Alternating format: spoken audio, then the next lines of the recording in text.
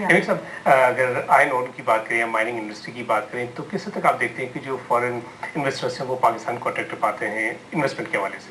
जैसा कि अभी डॉक्टर अल्लाह ने कहा कि इस हवाले से जो गवर्नमेंट ऑफ पाकिस्तान ने एक्सपो के लिए तरीके से ख़ास तौर पर ये शुरू किया है सिलसिला, उससे काफ़ी फ़र्क पड़ा है और हर साल उसके अंदर बेहतरी आती चली जा रही है।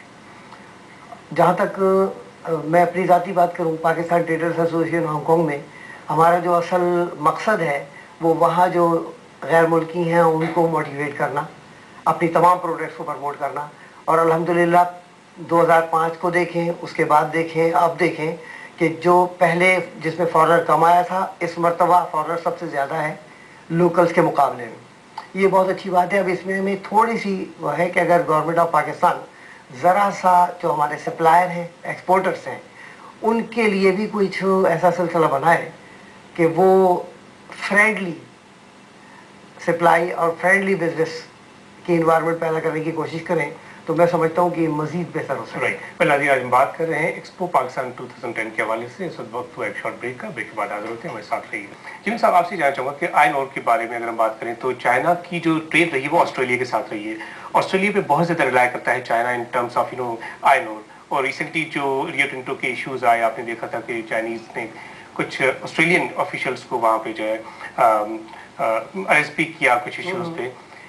आप क्या समझते हैं कि पाकिस्तान में आयरन ओर की जो इनफैक्ट प्रोडक्शन है वो किस हद तक हो सकती है और इसमें इन्वेस्टमेंट के चांसेस कितने ज़्यादा हैं? बुनियादी तौर पर पाकिस्तान एग्रीकल्चर कंट्री है। अगर हम इसकी बेसिक इन चीज़ों पर तवज्जो दें, मैं समझता हूँ जहाँ तक मेरी नॉलेज है कि हमारे बहुत सारी चीज़ें ज़ाय होती हैं। अगर उसको सही से हम उस पर तवज्जो दे लें और उस पर गवर्नमेंट इंटरेस्ट ले तो बहुत कुछ हम यहाँ से एक्सपोर्ट कर सकते हैं। मिसाल के तौर पे फ्रूट है, अभी गुज़श्ता 3 सालों के अंदर हमने यहाँ पाकिस्तान का किनू इंट्रोड्यूस कराया है। आज उसकी डिमांड वहाँ बढ़ गई है।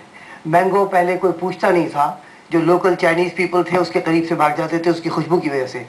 अब उसे हमने आहिस्ता आहिस्ता देना वहाँ शुरू किया है और अब उसकी डिमांड इतनी है कि हर रोज़ाना 3 फ्लाइट्स के ऊपर सीज़न में वो रेगुलर जाता है। इससे ये बात साबित होती है कि पोटेंशियल और डिमांड बहुत ज़्यादा है। सिर्फ वो यहाँ से जो सप्लाई वाली साइड है और ख़ास तौर पर गवर्नमेंट की मॉनिटरिंग है, एक तो फोकस और दूसरा इंफ्रास्ट्रक्चर जो मामला हैं उनको अगर कर दिया जाए